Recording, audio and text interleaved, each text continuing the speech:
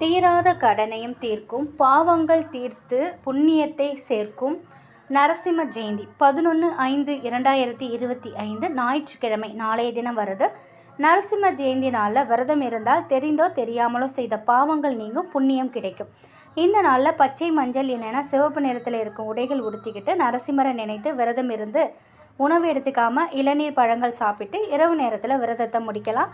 நரசிம்மர் ஜெயந்தி நாளில் வானகம், நீர்போன் தானமாக கொடுக்கறது நம்ம வீட்டில் தான வரவு அதிகரிக்கும், தீராத கடன் தீரும். முக்கியமாக வீட்டில் சந்தோஷம் நிலைத்து நிற்கும். நாளைய தினம் ஞாயிற்றுக்கிழமை மாலை 4:30லேருந்து 6 மணிக்குள்ளே பூஜை செய்யுங்க.